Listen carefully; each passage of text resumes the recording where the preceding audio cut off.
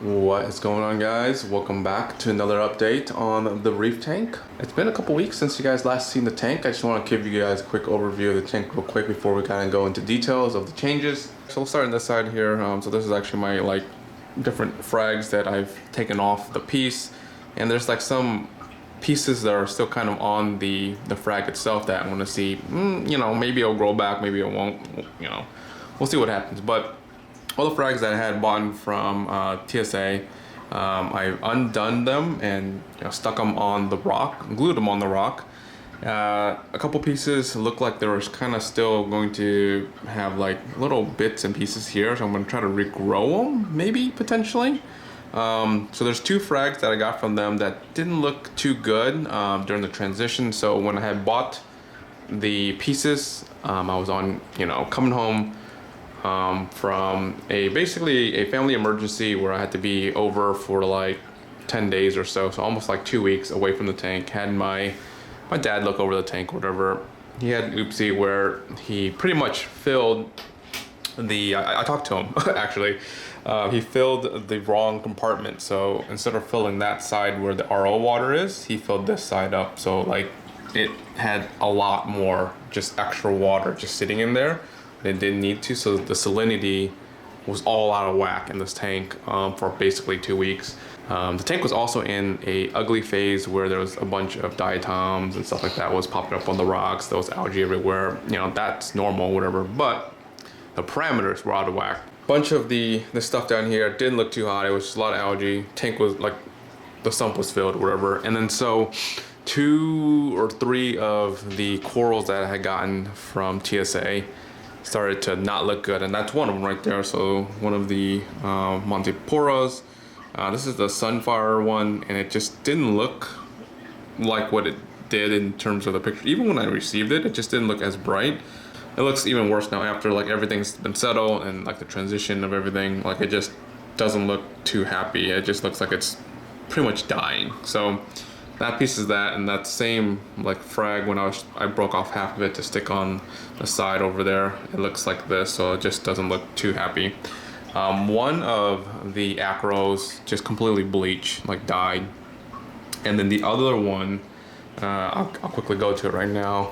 That one right there was the other one that I gotten from the same order. It was like a green, a bright green. Now it's like brownish. And that could be just due to not having enough light because it was all sitting on the sand bed. That one turned like more of like a brown color, so hopefully that will come back. It just doesn't look like that one died yet on us.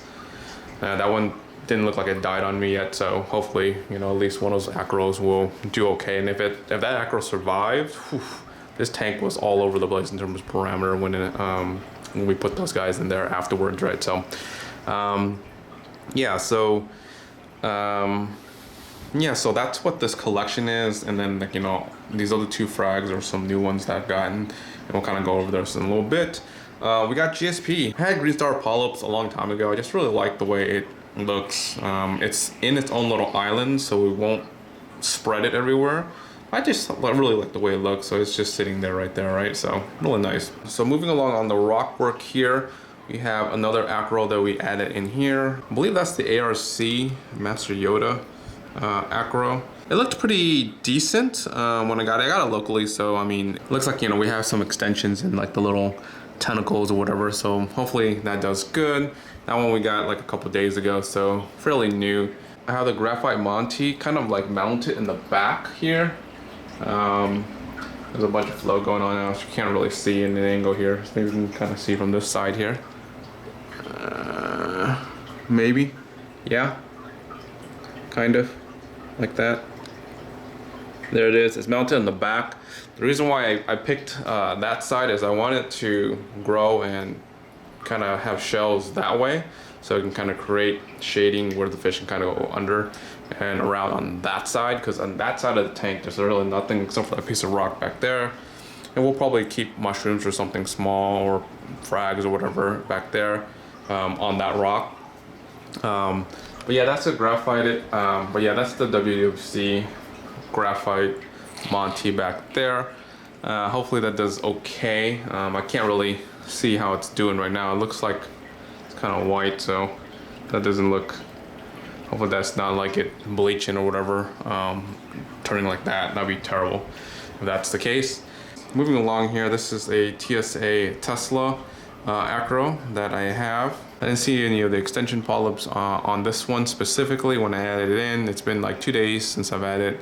At night, at the very top, I saw a little bit. Mounted on the higher area of the rock, I did do a minor tweak on the lights. I did adjust it so that the top would receive a little bit more par than what I had originally set it to. I was aiming for like 250, and at the very top shelf here was like 350.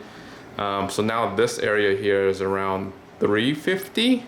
That shelf there, this lower one is like 250 where that little acro is, and then as you move up it gets up to like 400, 450 up here, and then like, you know, higher it gets closer to like 500, 600. So hopefully that'll be okay for that acro. Again, we can move it around if it doesn't like it. And then back there I added a piece of new rock just because I wanted to probably potentially add corals or mushrooms that will sit in these pockets where you kind of, you know, looking through the tank this way, you can kind of see things in the back there. The mushroom I moved up here, it's still kind of like curled. It's not wanting to do its thing. This is the candy cane jawbreaker. It's not fully open like the other jawbreaker, which you'll see in a little bit down here. All right, so moving along here, this is the TSA nuclear Monty. This one is similar to the WWC graphite Monty, but this one's a lot brighter. Similar colors where it's like green and red Monty that's kind of like grafted together. I'm hoping that this will grow this way, like in the back there, but it's kind of aimed this way, so we'll see. Quickly up here in this box, we have some macroalgae. This is the dragon's breath macroalgae right there. Those little 2 pieces. They got 2 more new ones just to try out. I've never grown these before. It looks almost kind of like a seaweed plant kind of thing, so we'll kind of grow those out and see what they look like, and if they look good, we'll keep them. If not, you know, we'll just feed them to the tangs or something. They'll just eat them for fun. And then moving along over here, we have another acro. We have the TSA Princess Peach acro, really nice and pink. And then finally, the last one that you guys already saw was the TSA Starlight, and that one was almost like a green color, but it's turned brown, like I said, and hopefully that will revert as, you know, we get more light here. So I just want to say that this is my first time trying to grow acro out seriously, I guess. I did try it like a long time ago, like 1 or 2 sticks, and didn't really bother with the parameters, and obviously they bleached and they died out. But this time I'm trying to keep things more consistent, you know, monitoring the parameters and whatnot a little bit better, so hopefully we'll have a little bit more success with the acros. And as you can see, I kind of have them kind of stationed at different areas of the rock, so that way in the future they can grow out. So like this colony here is going to be like this whole area here, this guy is going to be in this area here. We have another space for another acro in this area, maybe potentially in the top, but the top is pretty high in terms of par, so I'm looking probably maybe for an established colony, and we can kind of frag it and put up there to grow or something like that, if, you know, if that comes down the road, or if there's something I like that requires even higher par for an acro, we can kind of just move them up there. So we have 1, 2 spots for our 2 new acros. This one's taken right here, 3 potentially at the very top shelf here, so that's even higher par. We're gonna have one like along this shelf area here, so that's 4. And then if you go along this side in the back here, there's another little shelf back here, so potentially 5 new acros that we can add in here and try out. Also want to mention, that's where I stuck the other Monty that I broke in half over there you guys saw. It's kind of like, looks like it's kind of bleaching, which doesn't look too good. Again, that's from the first order that came in. It didn't look too hot, but you know, but also the parameters are out of whack, so this one was kind of going through a lot while things were changing in the tank, and hopefully that does survive. If not, maybe down the road when there's another sale or something like that, we can kind of give those guys another try, because I don't think that they had the best starting point with the tank when everything was out of whack when I was gone. So, and then the jawbreakers are over here. So the 2 jawbreakers are doing fabulous. This one for some reason got pushed over, so it's like facing the ground. I did move some of the mushroom islands over here somewhere. This one I put over here because I have another mushroom down in the sump that I'm trying to get it to attach to a rock before moving up here because it's just kind of free floating. But let's go ahead and look over here in the sump area. So the sump here changes to a 3 compartment. I don't know if I mentioned this in the last video. Wanted more space here for the nems just because I tried to put the nems up here. They keep getting stuck here, even with the guard getting shredded. So I don't think that I can house nems up top on the display tank, unfortunately. So we're going to grow them down here in the sump area, and then I moved the 2 clownfish from outside. So these are my original OGs. They'll kind of keep the nems occupied until they recover. Obviously all these guys are bleached from the extreme heat from outside when they were sitting in the rack when I was gone. Obviously I wasn't there to take them inside, so this is what we have to work with in terms of recovery. There's a lot of them that are doing decently. It's under radion, so hopefully that they do bounce back in a couple months from now, and we'll kind of document that. But we have some blue macroalgae over there, some original other algae over there. The shadow's looking good. Everything's looking good in terms of macroalgae. It's growing really well, so I'm happy with that. This is the new mushroom that I got. This is another jawbreaker. This is the kryptonite jawbreaker, and it's kind of upside down right now. So let me kind of push it around. All right, so there it is. I just flipped it around. It's not really latching onto anything right now. It's just kind of free swimming. So I'm waiting for it to latch. Once it latches onto something, we can kind of move it up here into one of these rocks. On top of that, I've been working on the electrical box. Haven't put the doser on yet, but I have everything mounted the way I want it. Haven't painted the actual panel boards yet. I still need to get around to hooking up everything, all the wires, and then everything in place. Once everything's in place, take everything apart and paint it. Maybe I won't even paint it just because taking everything apart might be more of a hassle than actually, leaving it as is. But we have at least a doser in place, things where I would like it to be. It just needs to be organized in terms of the wiring now. And then on this side here is the other board. So you have 2 boards, this board and that board over there. A little bit more tidy than what it was, right? Obviously you have a lot more wire in the back here because everything's gonna be hidden back there. I ended up having to screw on this guy because it kept falling off. Same thing with this guy. I had to make two screws to zip tie it there because it kept falling off the Velcro. The Velcro on these other ones, they were fine, so we just kept it that way. We still have to Velcro the pump to that side or this side depending on how much room you have. And there is 2 more light that we need to Velcro either to that board or this board, depending again how much side and how much equipment we have to work with here. So I think we're gonna end up having to put it on that side because we don't have any more outlets. We have all the outlets that are free on that side, so probably those 2 will definitely go over there. This pump maybe in this side, we'll see. So in the previous video, you saw how the tank was filled with just algae, diatom, a bunch of stuff on the floor, and there's still, some stuff on the floor, diatom wise. I still need to add in a few more sand sniffing creatures. I only have like 3 or 4 snails that are actually buried in there, right? That are moving sand around, and obviously some of these guys, turbo snails, they'll kind of move and push a little bit of the sand here and there, but we don't have a large colony of them doing it, so I still probably need to add in at least, I want to say another 4 bare minimum, just to kind of shuffle some of this sand around. It looks like it's pretty decently done, right? So like that side's clean, and then like this side is, and like again, I haven't moved any of the sand myself. It's a lot of the snails, the fish and stuff that are doing all this, right? I went in there with just my normal water change once every 2 weeks now that I'm trying to do because I want to keep the tank stable.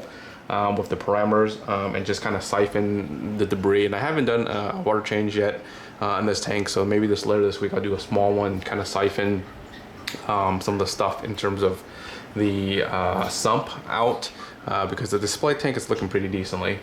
I did add in some other additional various snails in here that are different combos of snails. I bought this crown snail. Huge snail. This is like the biggest snail that I've seen. And what was great about this snail was it was the same cost as like any of these other snails here. It was I think $5 for this guy here, this giant snail. Look how big this guy is. He's at least like almost like 2.5 inches for the snail. Like it's a big snail, right? So I only got one of these guys because I didn't want to get too many snails, because as you can see, like after like those 2 weeks, they kind of pretty much cleaned most of the algae on the tank itself. Obviously there's still some algae there, so some here and there. So like we're kind of like at that perfect number of snails to have in the tank.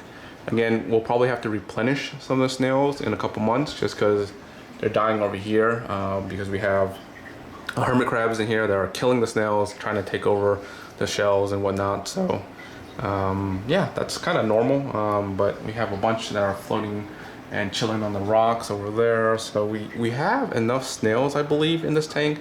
We just need a couple more for the sand.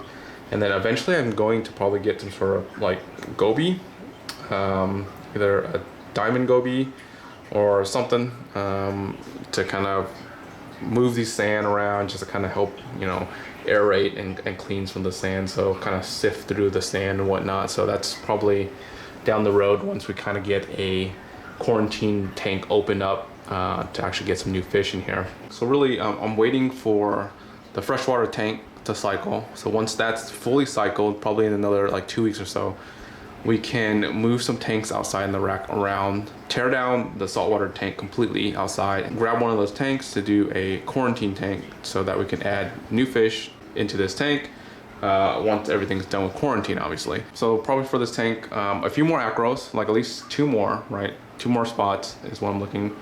Potentially some more mushrooms, variations of the mushrooms. I'm starting to like mushrooms a lot. Potentially replace the montes down the road if that one and the other one that I have don't make it. And then in terms of fish, I would like to add in maybe 1 or 2 wrasse. A 6 line probably is ideal, is what I like, and then maybe a nice, slightly bigger or colorful wrasse.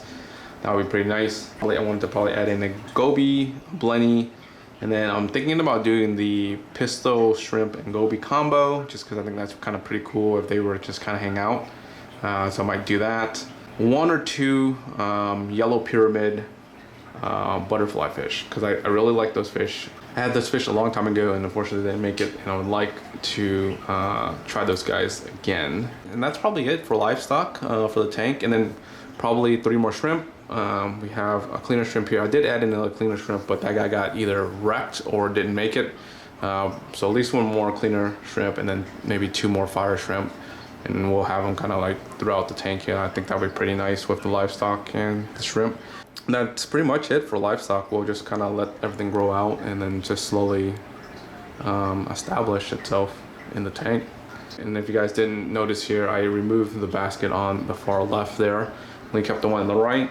So the one on the far left, I didn't have anything to go in there anyways, but what happened was this return pump side is stronger than this side. It's just a known thing with the T. The way the return is this T like this. For whatever reason, more flow gets pushed out on this side than this side. But anyways, because of that, it was pushing this, and then once in a while this basket would just kind of dip pretty low, just the way the flow works, and then things in it would just get blown out, because I've tried to keep, you know, macroalgae in there, try to keep other things in there. It just get blown out and just out of the basket. So I was like, yeah, there's no point in keeping a basket there. And then also from this side, when you're walking into the room, you can kind of see this side. So I figured we'll open this up, keep like a rock there, so that way we can kind of grow more frags or something like that. And then at least on the other side, you can't really see that because it's kind of on the window side, and you kind of have to go around the corner to see that side anyways. And we'll just kind of keep that for extra macroalgae until it's sold, or, you know, cuts of whatever, right, frags that we're selling or something like that. We'll just kind of keep them in there. But yeah, I'm really happy with what the tank looks like right now in terms of what it looked before, like 2 weeks ago. So really happy. The parameters and whatnot has been pretty stable. I actually had to manually dose alkalinity and magnesium to bring the things up to level for 2 weeks. It was like a slow, painful process, but You have to do it slow, and finally everything is into the range that I'd like, and now we're just kind of keeping everything in check. I haven't dosed either of those two in the last couple of days. I'm gonna have to start dosing alkalinity a little bit, just kind of keep the trend, you know, where I want it, and not have to like raise it by so much, you know. But once I kind of figure that out, I'll probably set up the automatic doser and just dose it consistently and slowly. So yeah, that is the update for the Waterbox 175.6 frag tank. I hope you guys enjoy this week's update. If you guys aren't subscribed yet, make sure you guys are subscribed, and like always, till next one, guys, peace.